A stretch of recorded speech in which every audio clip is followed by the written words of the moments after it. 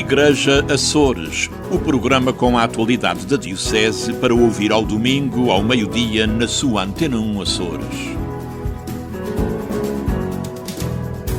Olá, seja bem-vindo a mais uma edição do Igreja Açores. Hoje vamos conversar com o Padre Marco Luciano Carvalho, ele que é o diretor do Museu de Arte Sacra da Horta, neste domingo que antecede o Dia Nacional dos Bens Culturais da Igreja, que se assinala amanhã, segunda-feira, dia 18 de outubro. Mas antes vamos à atualidade da Diocese açoriana. Retoma este domingo a caminhada sinodal diocesana pelo terceiro ano consecutivo. O projeto diocesano conflui agora nos objetivos da caminhada para o Sínodo dos Bispos em 2023, uma proposta do Papa Francisco. Adianta o Bispo Dom João Lavrador. Portanto, nós iremos continuar a fazer a caminhada diocesana e integramos realmente o apelo do Papa para que também na Diocese se faça uma auscultação e uma caminhada junto com toda a Igreja Universal em ordem ao Sínodo dos Bispos de 2023. E por isso, nós este ano tínhamos dois grandes temas que configuram o rosto de uma Igreja sinodal para a evangelização, que é o tema da missão, da Igreja missionária e a Igreja pobre com os pobres. Vamos incorporar também os temas que, a partir da Santa Sé, nos enviam para dizer que realmente devemos refletir uma igreja de rosto sinodal, a viver a comunhão, a participação de todos os batizados e em ordem à missão. Portanto, há aqui pontos comuns, no fundo, nos colocam precisamente em sintonia entre a caminhada sinodal e diocesana e a caminhada sinodal em termos da Igreja Universal. Depois integramos ainda, da parte dos jovens, a caminhada que eles estão a fazer em ordem à preparação das Jornadas Mundiais com o Papa em Lisboa em 2023. A liderar este processo mantém-se a comissão nomeada inicialmente, à qual se juntam responsáveis pela pastoral juvenil e jovens, na esperança de que o novo Bispo de Angra dê continuidade a todo este percurso. A comissão que está já, dá 3 anos desta parte, e que foi de alguma maneira agora renovada com mais alguns jovens na comissão coordenadora, mas a comissão está já organizada, já está a trabalhar, tem vindo realmente a acompanhar esta caminhada, já está rodada e, portanto, vai ser a mesma comissão diocesana da caminhada sinodal que vai continuar a fazer esse acompanhamento, naturalmente agora na expectativa de um novo pastor para a Igreja Diocesana, que depois, quando chegar, irá realmente, segundo o seu parecer, assumir esta caminhada, se entender que ela deve ser assumida e dando-lhe depois a continuidade que ela deve ter para o futuro. Dom João Lavrador, 39º Bispo de Angra, deixa ainda um apelo a toda a Diocese. O Santo Padre dizia que a Igreja é sinodal, é uma Igreja povo de Deus, em que todos são chamados a participar na missão da Igreja, portanto faz parte da sua identidade. Portanto já não é uma questão de capricho deste ou daquele, não é um problema de uma moda deste ou daquele, é uma realidade muito profunda da vida da Igreja. Por isso o que eu deixo é que ainda alguma resistência que haja a nível diocesano para esta questão de uma Igreja povo de Deus, uma Igreja sinodal, uma Igreja em que todos os batizados são chamados a participar na sua missão, era bom que todos nós nos convertêssemos, porque é este o futuro da Igreja e é por aqui que nós temos que caminhar. Portanto, Dom João Lavrador garante que acreditou neste rosto sinodal da Igreja à frente dos destinos da Diocese de Angra e que vai continuar a levar esta mensagem para os lugares por onde passar. Dom João Evangelista Pimentel Lavrador é atualmente Bispo eleito de Viana do Castelo. Arranca este domingo a Semana Nacional da Educação Cristã. A Comissão Episcopal da Educação Cristã e Doutrina da Fé desafia a Igreja a novos caminhos. Nos Açores, na disciplina de Educação Moral e Religiosa Católica, este é um ano letivo de viragem para um novo rumo, garante Bento Aguiar, responsável pela disciplina na Diocese. Com os resultados e as fragmentações que surgiram e que vamos sentindo em relação à pandemia e na esperança de que não precisemos de ficar outra vez em casa, com todas as implicações que isso tem, sobretudo para a parte social e relacional com os nossos alunos. De facto, estamos a funcionar em todas as ilhas, em todas as escolas, e de facto este ano letivo está a ser marcado, e digo isso com muita satisfação, pela realização dos estágios dos nossos colegas que nos últimos 3 anos, agora o 4º, realizaram o curso de Ciências Religiosas. E digamos que tem sido o nosso principal foco, desde o verão, na preparação com a Universidade Católica e com o supervisor de estágios, e depois na criação dos próprios núcleos, 4 em São Miguel e um na Terceira e outro na Horta, no Faial, no sentido dos nossos professores fazerem a profissionalização. Por isso é um ano marcado por essa grande notícia, e que para nós constitui um motivo de satisfação e de apreço. Aliás, Bento Aguiar corrige, a disciplina continua a não ser oferta na Ilha do Corvo por falta de professor destacado para o efeito. Quanto a números regionais, serão analisados em breve. Também temos que pensar no nosso desempenho enquanto professores de moral, enquanto agentes da pastoral nas escolas, enquanto mensageiros e alguém que está em nome da Igreja. Temos que fazer uma reflexão também primeiro interna sobre nós, os nossos desempenhos, as nossas práticas. No entanto, também persistem fatores extrínsecos que é muito difícil nós ultrapassarmos, nomeadamente a ideia negativa que se tem em relação à religião, à ética, à moral, à própria Igreja. E isso também crescido de uma baixa taxa de natalidade que tem se acentuado ao longo dos tempos, o que significa que, apesar de não ter ainda dados concretos, que pode ter havido alguma redução na frequência da disciplina, sobretudo nos ciclos superiores, portanto, secundário e terceiro ciclo. No entanto, temos envidado esforços no sentido de fazer o nosso melhor, e estamos em todas as ilhas, todos os professores colocados, continuamos a ser pelo menos à volta de, para aí, 13 mil alunos, 12 mil, que é um número ainda bastante significativo, se tivermos em conta o alcance que isso tem também ao nível das famílias e das comunidades educativas. Esperança e condições para que o novo ano letivo decorra dentro da normalidade e que a disciplina possa chegar a mais jovens açorianos. Na Semana Nacional da Educação Cristã, a catequese na Diocese de Angra faz a antevisão do novo ano pastoral. A grande aposta para o arranque de um novo ano, que se espera de reencontro, é a formação dos catequistas em todas as ilhas. Adianta o padre Igor Oliveira, diretor do Serviço Diocesano de Catequese, Evangelização e Missão. Este ano, com uma diferença do ano anterior, que ainda na incerteza da pandemia, havia ainda muita incerteza em relação a como seria proceder, este ano já se nota um maior desconfinamento e uma maior esperança, não só na normalização das catequeses, mas também nos novos projetos que vão iniciar este ano, como a formação dos catequistas, que adotamos agora o novo modelo proposto pelo Secretariado Nacional. E pronto, e com isto também as paróquias já têm dado algum feedback de que algumas já iniciaram a catequese, outras vão iniciar este fim de semana com o início do ano pastoral, mas tudo numa esperança que já corra no ato presencial e já de melhor forma.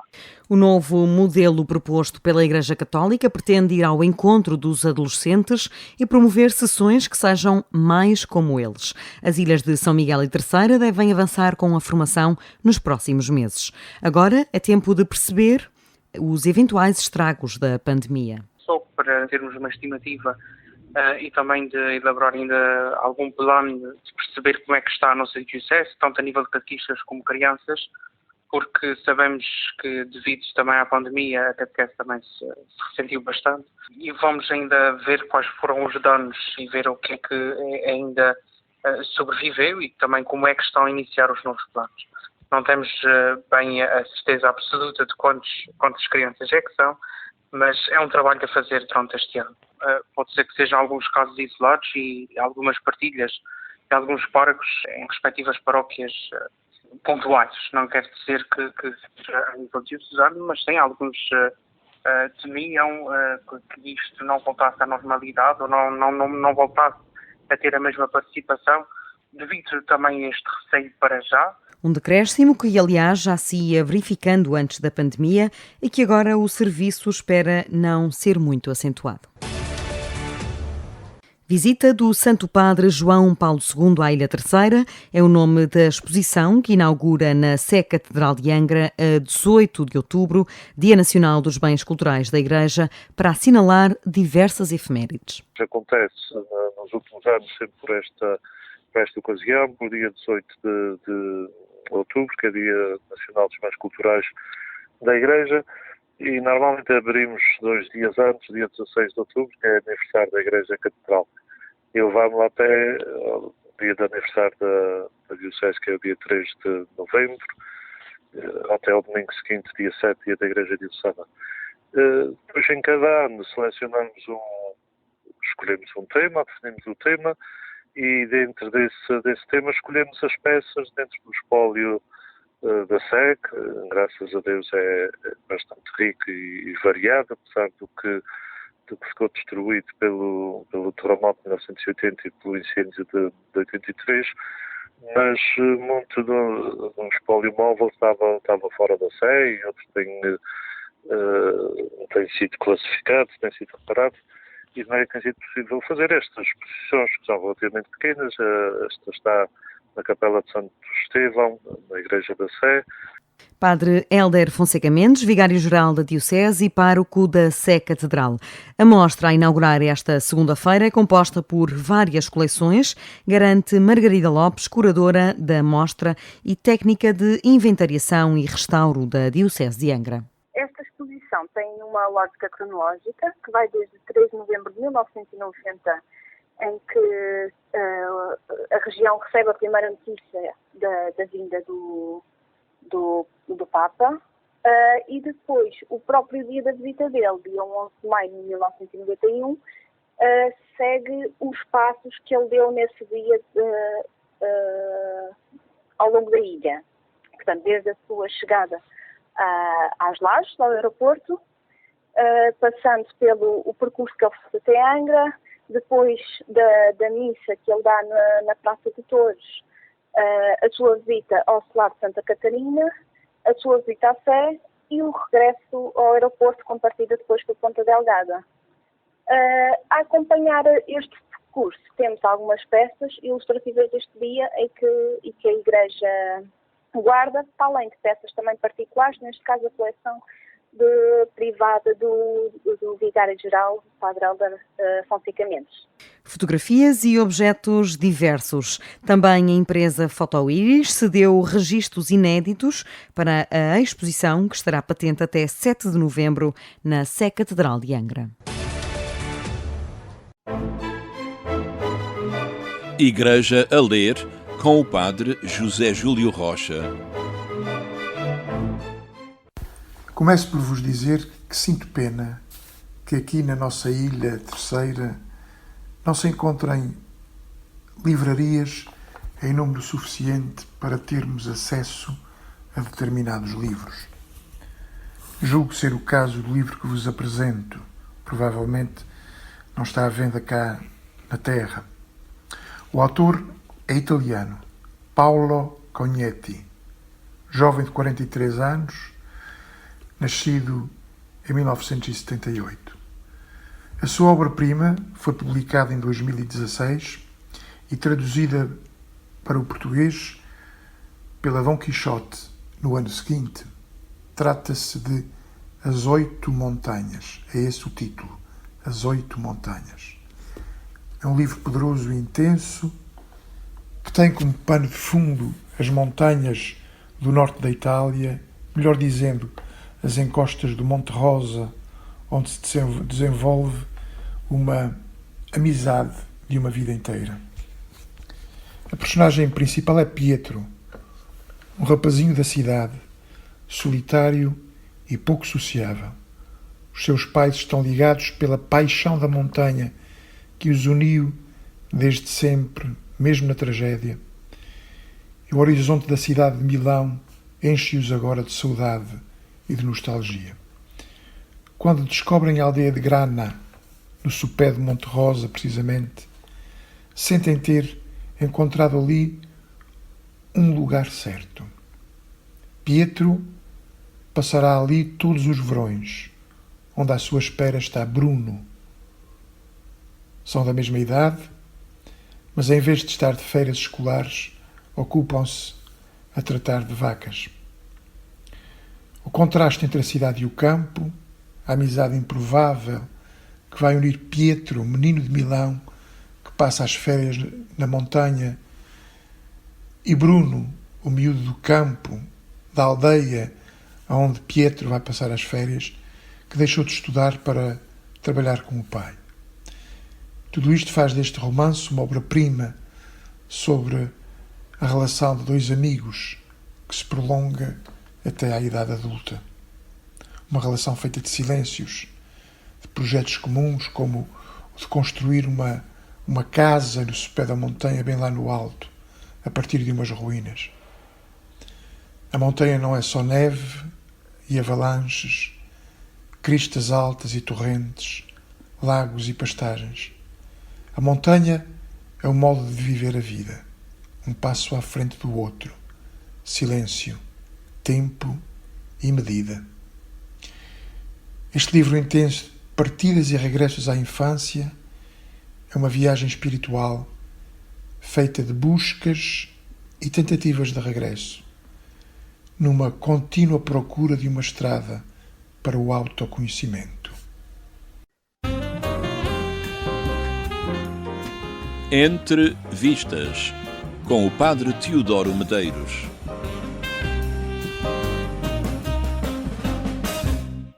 O Jovem Montalbán é uma série italiana, prequela da famosa série O Comissário Montalbán, muito famosa em Itália e que não terminou ainda, com 15 temporadas disponíveis desde a sua estreia em 1999. Por sua vez, o Jovem Montalbán teve apenas 2 temporadas, realizadas entre 2012 e 2015, e que têm sido apresentadas entre nós na RTP2. A série retrata o início da vida profissional do polícia siciliano, quando a sua inteligência e dedicação já lhe permitem descobrir a solução deste ou daquele crime que vai acontecendo na sua pacata cidade. A equipa do comissário serve sobretudo para dar algum alívio humorístico, enquanto o protagonista desconstrói os puzzles enredados que se lhe apresentam de forma autónoma. Os valores de produção não são tão elevados como na maioria das séries a que nos temos vindo a habituar. Mas talvez precisamente por essa razão, o Jovem Montalbán tem um charme discreto que resulta do seu despretensiosismo, do seu cenário arquitetónico, dos elementos culinários italianos e até da cultura ligeiramente machista que dá a ver, como é natural para o período retratado. O Jovem Montalbán é mais Tenente Colombo que James Bond, é mais artesanato que produto de indústria, e é precisamente aí que reside o seu valor. Boa visão, um santo domingo para todos.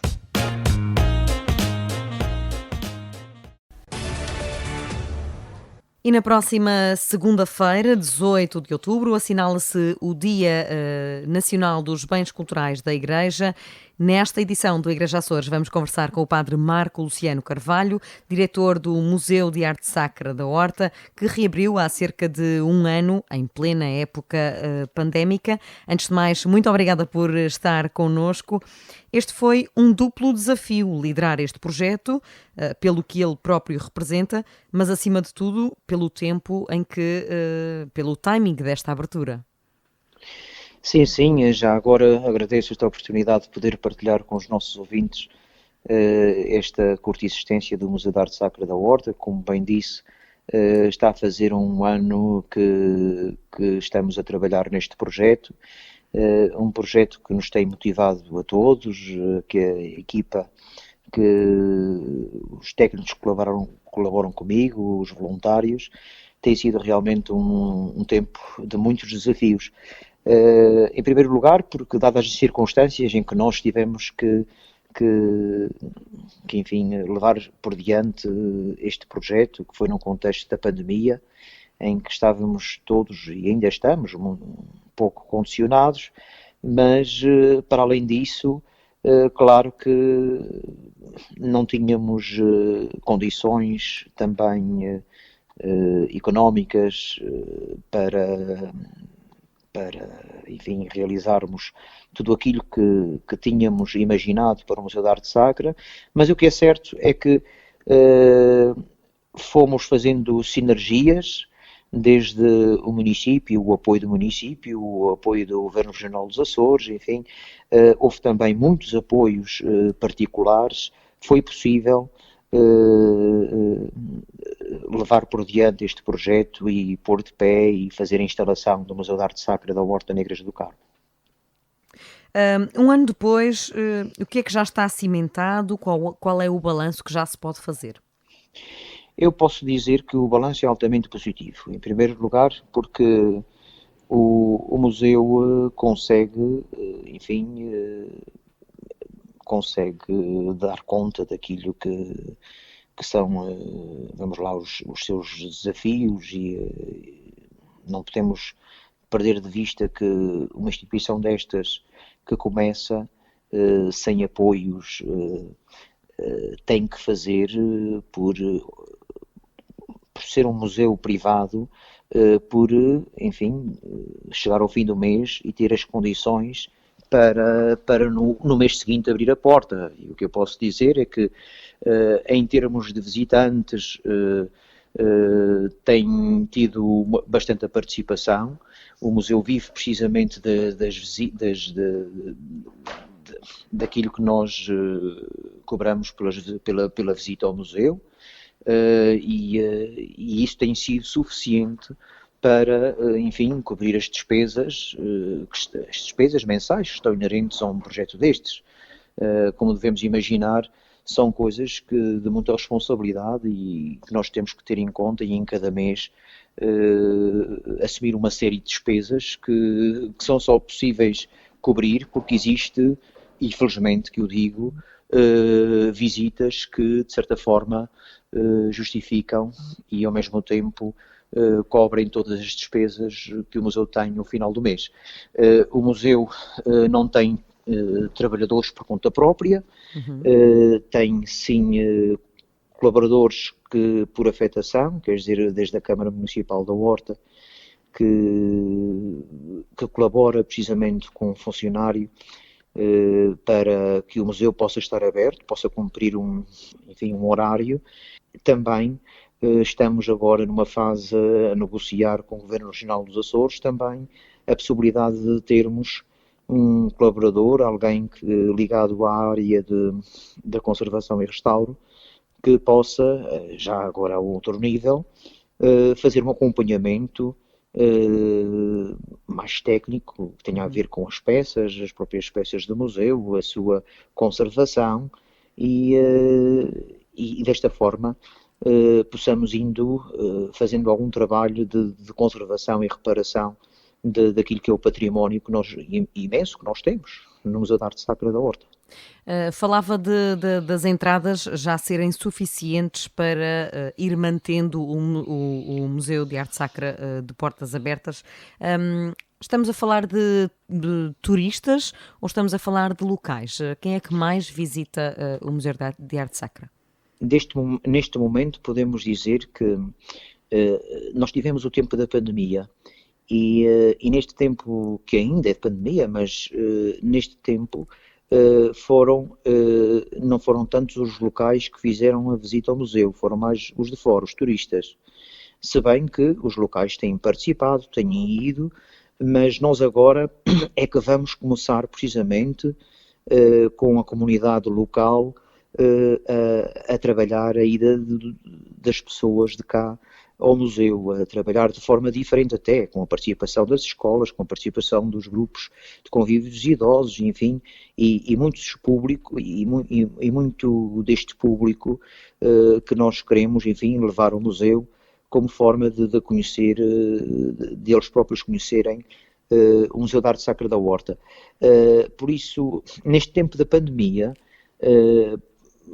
por incrível que pareça, foram mais as pessoas de fora que nos visitaram, porque tudo na ilha, enfim, está mais parado, não se podiam fazer certos encontros, não se podiam programar certos encontros, Por isso foi um tempo difícil, de alguma indecisão, sem estarmos a ver como é que a coisa, enfim, iria correr. Mas nós temos uma forte presença nas redes sociais.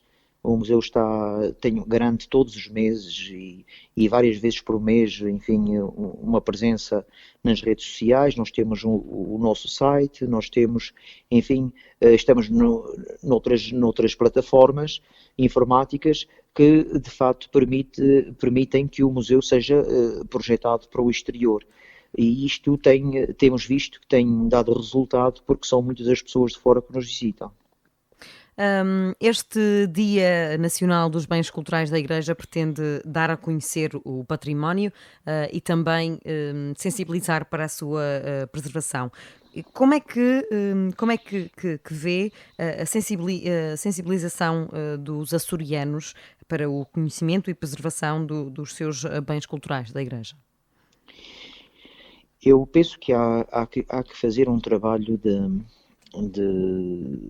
que tem a ver com aquilo que é o conhecimento daquilo que é nosso, que as pessoas não têm. No fundo, as pessoas não têm o conhecimento muitas vezes não estão sensíveis, não é porque não sejam sensíveis à arte, não é porque não sejam sensíveis ao seu património, mas é porque não conhecem muito do seu património, ou porque não lidaram com ele, ou porque, enfim, não têm acesso a ele. E há uma coisa que para mim é um princípio fundamental, que é a pessoa para preservar, a pessoa para cuidar, necessita conhecer. E isto vale para tudo.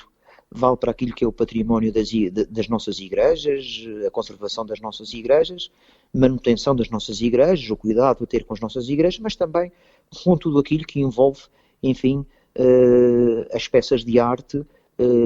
Refiro-me concretamente à arte sacra que nós temos e ao imenso património que nós temos que cuidar, que é imenso e que muitas vezes estamos muito aquém daquilo que, enfim, são as nossas possibilidades para cuidar deste património imenso. Mas a nossa experiência no Faial tem sido levar as pessoas a terem o conhecimento daquilo que é o património que tem cá na ilha. E realmente, quanto mais as pessoas se envolvem nisso, quanto mais as pessoas visitam, quanto mais eu vejo isto muitas vezes naquilo que são as visitas guiadas que nós fazemos, quanto mais nós explicamos, quanto mais nós damos a conhecer, realmente maior é a sensibilidade das pessoas para este tipo de assuntos e daí muitas vezes vem a colaboração que as pessoas muitas vezes expressam, enfim, com ofertas, precisamente para satisfazer algum restauro, alguma conservação de alguma peça ou então para aquilo que são os trabalhos que nós temos vindo a realizar nas igrejas. Refiro-me concretamente, por exemplo, à Igreja do Carmo, onde está instalado o Museu da Arte Sacra. Quantas mais pessoas vão à igreja, quantas mais pessoas lidam e conhecem o património que lá existe, tanto mais as pessoas se envolvem naquilo que é a recuperação daquele edifício e de todo o património que lá está. O que é que este Museu de Arte Sacra, que aliás é único nos Açores, oferece a quem visita? Bem, o Museu de Arte Sacra da Horta está instalado nesta cidade, como não poderia deixar de ser. O Museu de Arte Sacra da Horta tem uma finalidade, e a grande finalidade do Museu de Arte Sacra da Horta é dar a conhecer a história da Igreja nesta ilha em específico. E falo através das peças que estão expostas, mas que não estão expostas de qualquer maneira. Temos várias exposições que pretendem, no fundo, a quem nos visita, contar uma história. Contar a história desta ilha, contando a história da Igreja e da presença da Igreja nesta ilha. Por isso mesmo nós, enfim, temos uma primeira exposição que faz a ligação com o povoamento da ilha. Temos peças dessa altura, temos peças do século XIV, precisamente nesta primeira exposição.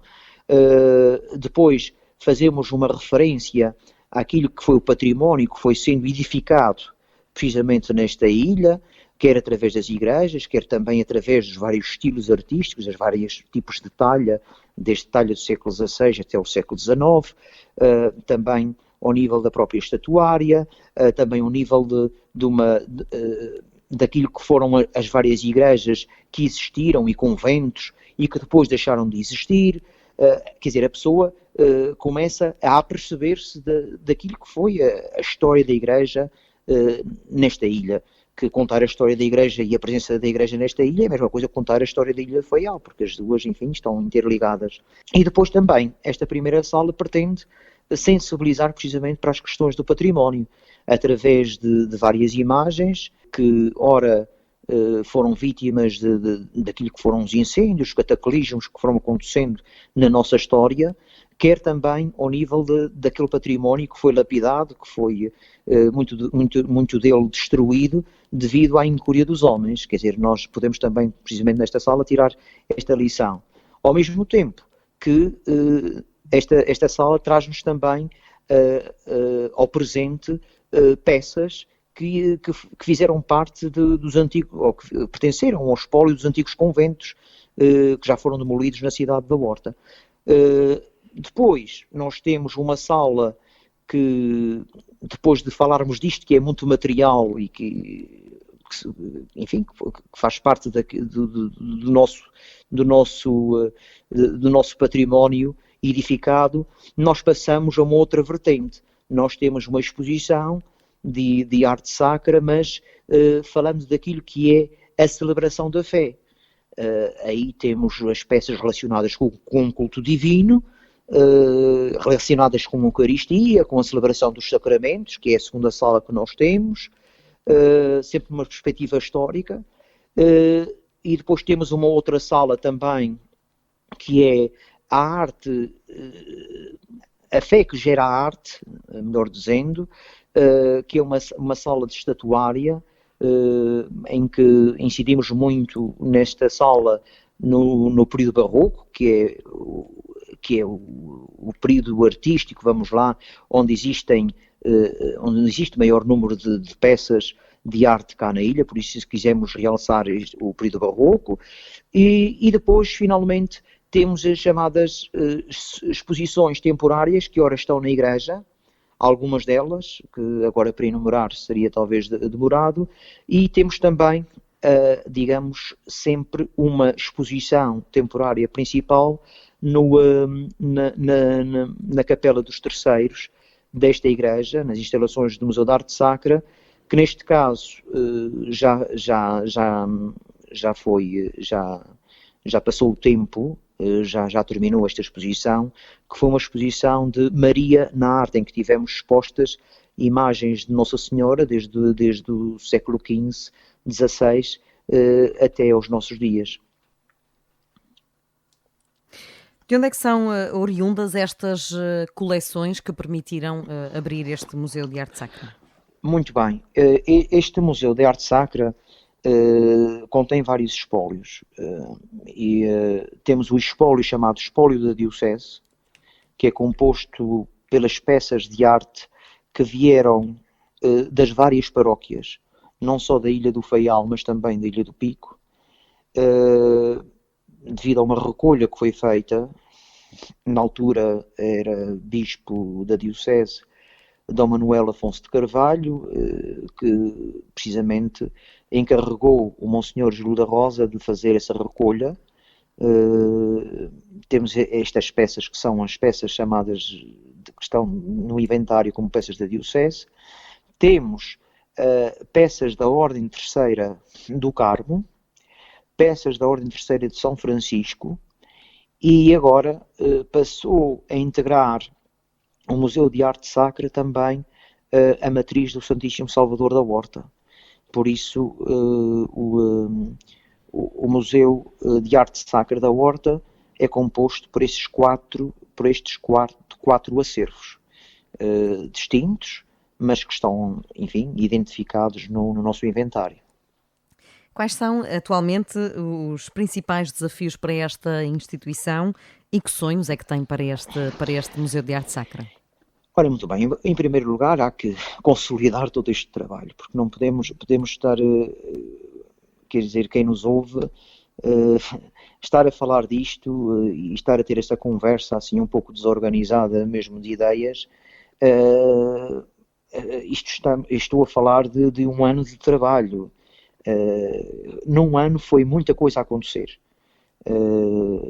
Quer dizer, organizar o espólio, recolher o espólio, tratar o espólio, fazer as obras no edifício, para além disto fazer as obras do edifício, instalar todo este museu com as várias exposições, foi um trabalho árduo, muito difícil, mas que valeu a pena. Quer dizer, valeu a pena, foi muita coisa, como disse, só num ano a acontecer, mas foi devido a esta equipa jovem, muito motivada, que as coisas foram possíveis fazer. O Museu de Arte Sacra tem uma função, e a função do Museu de Arte Sacra que nós não podemos esquecer é que através de um museu de arte sacra também se evangeliza. Muito para além daquilo que é a função cultural que tem um museu de preservação de um património, o Museu de Arte Sacra serve também para evangelizar, serve também para passar uma mensagem. Por isso nós no Museu de Arte Sacra temos muito esta preocupação de não só trabalharmos as peças tecnicamente, porque elas podem ser muito bem trabalhadas tecnicamente, referidas tecnicamente, falar dos materiais, falar de tudo aquilo que diz respeito à peça, o seu estilo artístico. Podemos fazer uma referência muito profissional a este nível, mas não nos podemos esquecer que atrás de um objeto ou de uma imagem ou de uma peça de arte sacra está uma mensagem. E nós refincamos sempre muito isto, quer dizer, a mensagem para nós é sempre muito importante, transmitir uma mensagem. Pois, por outro lado, também dentro daquilo que é o fim do Museu de Arte Sacra, a nossa tarefa e um dos nossos grandes desafios é nós contribuirmos para aquilo que é a preservação do nosso património local, mas não só o património do Faial. Atendendo que somos um museu que existe nesta ilha, também estamos ao serviço da Diocese para aquilo que estiver ao nível daquilo que é a nossa temática, não é? De podermos colaborar, de podermos realmente contribuir para que aqui se possa produzir trabalho que visa a recuperação, que visa a conservação, que visa o sensibilizar, que é muito importante, para aquilo que é o património religioso que existe, o rico património religioso que existe nas nossas ilhas.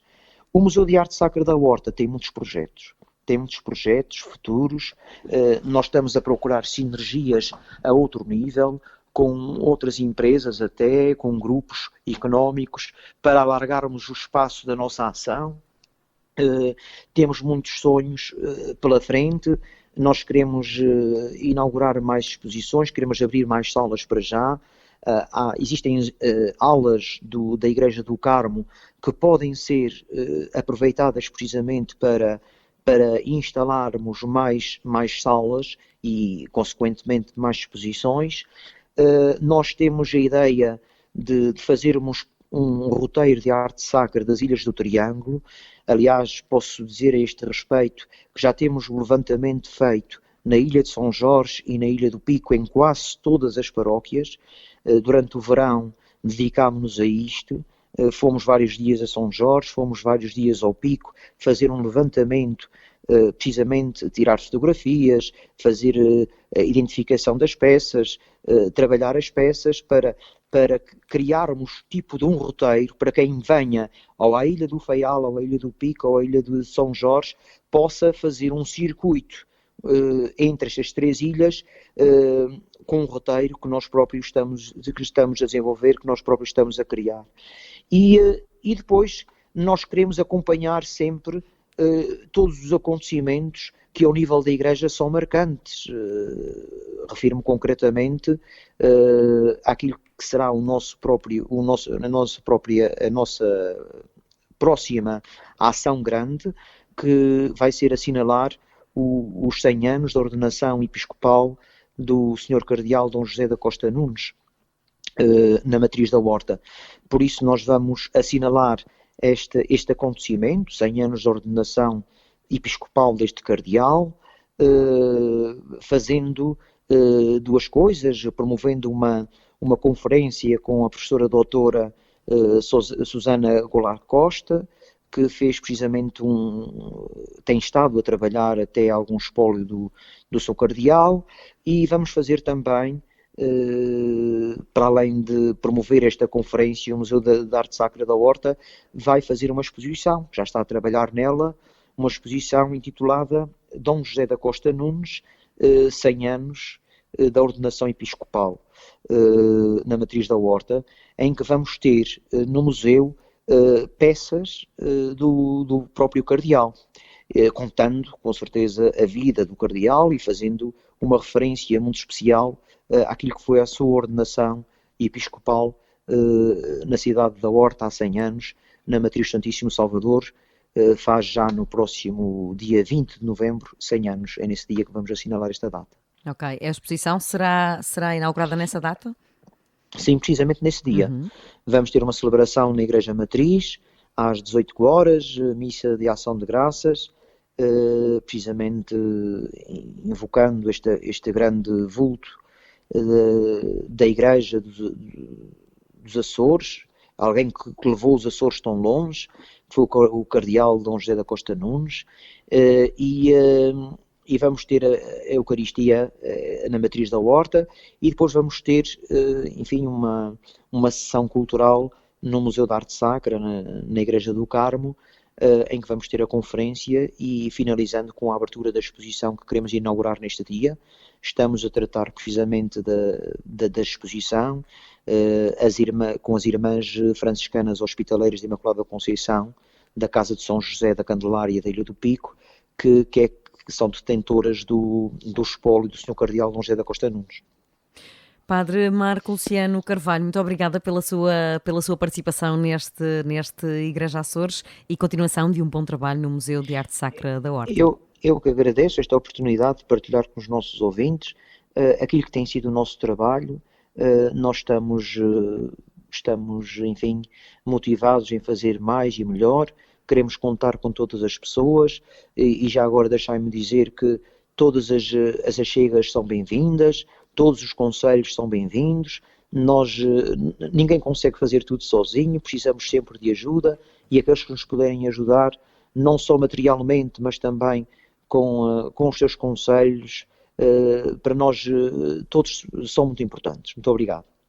Muito obrigada, e o Igreja Açores regressa na próxima semana com mais atualidade da Diocese de Angra e com mais convidados especiais.